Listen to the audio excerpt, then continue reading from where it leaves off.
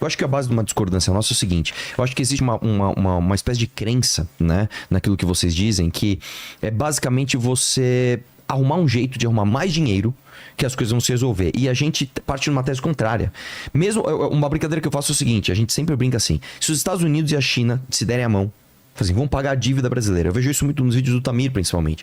Vão pagar a dívida brasileira. Bom, então agora... Não, eu acho que não, cara. A gente tem outros problemas anteriores. Inclusive, eu poderia dizer pra você que... eu não tô fazendo isso. Eu tô falando que eu poderia fazer se eu fosse usar uma falácia aqui. Dizer o seguinte: olha, o teto de gastos do Temer deu uma sinalização tão boa, pois, do mundo, que o juro caiu a 6 e pouco por cento. Né? Então, a gente reduziu dívida... Nominal, você tá falando. A gente reduziu dívida com o teto. Mas eu não vou fazer isso justamente. Exatamente, porque eu acho que não parte disso. Tanto a solução quanto o problema. Eu acho que isso aqui é tipo um prego que você tira do sapato. Mas o problema é que a perna tá toda podre. O problema, na verdade, é a questão que igual a questão de deteriorar o gasto público. A gente concorda, igual o judiciário. Quer ir pra cima do judiciário? Vamos ir pra cima do judiciário. Vamos tirar privilégio do judiciário. A gente tem que tirar. O judiciário é um poder que não é eleito. É um poder cheio de privilégio que tem um poder de lobby na política muito forte.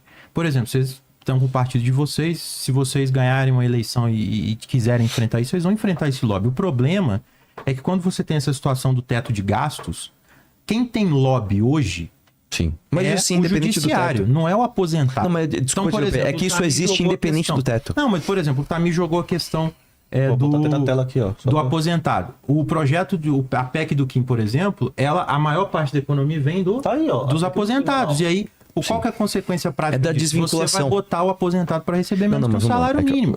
E aí, esse dinheiro, é desse dinheiro que vai sair o investimento que vocês estão defendendo, não é do judiciário. Por mais que a gente concorde. Vocês acham quanto que é o estimativo? 450 bi, não é? Vocês acham que dá mais de 450 bi se a gente entrar no judiciário e reduzir? Mas eu não citei apenas o judiciário. Eu citei o judiciário, eu citei os subsídios. Eu falei o número que dava mais de 4 trilhões em subsídios. Não foi só o judiciário. Só uma coisa em relação ao subsídio. Só uma coisa em relação ao subsídio, porque é um pedaço. Você colocou que subsídio, todo subsídio é inútil. Eu não disse... Só pra deixar claro. Todo subsídio não é inútil, né? Beleza, só isso. Não, eu não disse que todo subsídio é inútil. Tudo bem. Não, mas ele é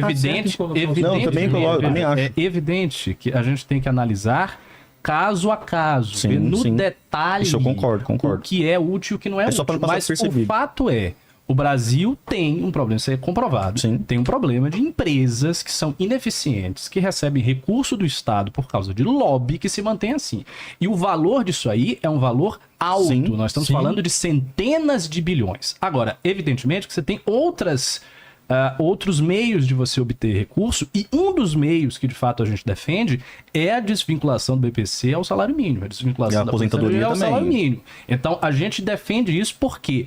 Porque afora a dívida pública brasileira, o segundo maior problema orçamentário do Brasil é a Previdência. A Previdência brasileira é insustentável. Então, mas aí você acha que...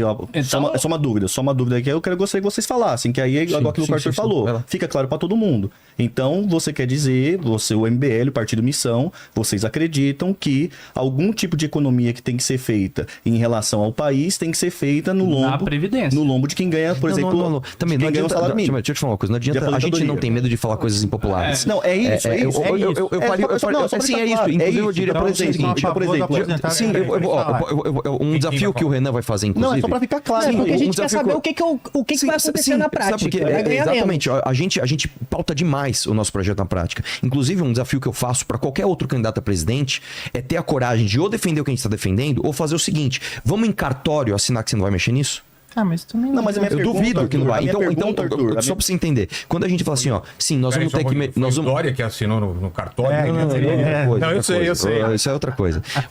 Isso aqui é uma anedota para dizer o seguinte: na hora de prometer, todo mundo promete. O lance é o seguinte: a gente não pode tratar a população economicamente ativa da mesma forma que a gente trata a população economicamente inativa. Isso não significa abandonar essas pessoas. Que é isso, Arthur? Tudo a ver. Se eu tenho uma pessoa que... Vamos lá. Se eu tenho uma pessoa que está trabalhando, eu não consigo aumentar o salário mínimo dela porque ela está vinculada a um assistencialismo de uma pessoa que está inativa. Isso significa que eu quero abandonar a pessoa que está... Só faz a frase de novo, devagar, só pra gente conseguir entender. Se eu gastar mais tempo também, porra. Se eu tivesse num debate de lacração, eu ia lacrar sim, mas nós não vamos fazer isso. É difícil a gente... Mas a lacração não vai pegar muito com a gente, não. É melhor você ir por esse caminho. Porque você falou que é economicamente ativo, mas só uma coisa. O gasto do aposentado é a receita de outra pessoa.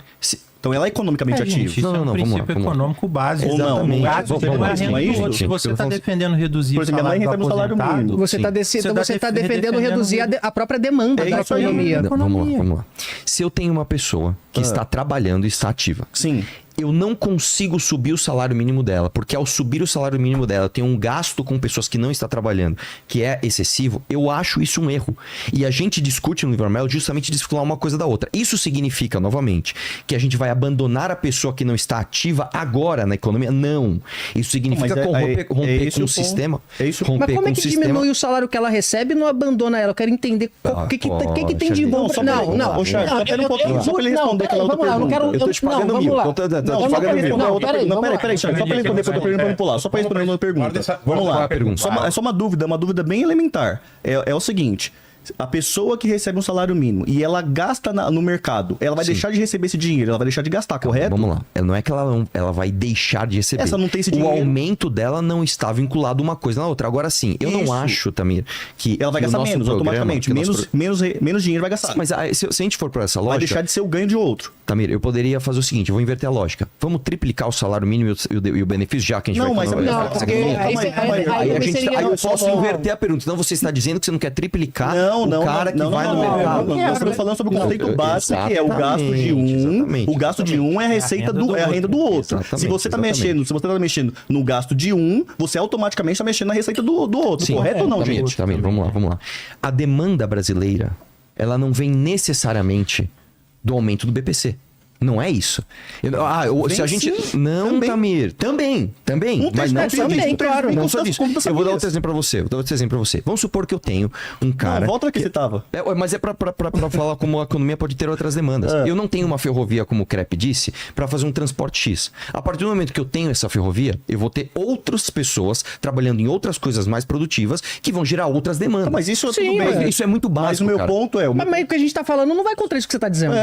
Mais ou menos. É o que você tá falando que isso é uma coisa exclusiva. Então, por exemplo, se eu desvincular... Calma. Tamir, se eu desvincular o BPC do salário mínimo, necessariamente eu vou afogar a economia por falta de demanda. Não, isso não é verdade. Não, a gente não falou que vai afogar a economia. O que a gente falou é que existe um impacto. Óbvio que vai ter isso. Todas as reformas... tem impacto. E aí mas aí você concorda que esse é um impacto de produtividade. Reduzir a demanda é um impacto de produtividade. Depende. Porque é o seguinte, se eu diminuir... Vamos supor, vou dar um exemplo. Eu tô pagando 10 para ele e 10 para você.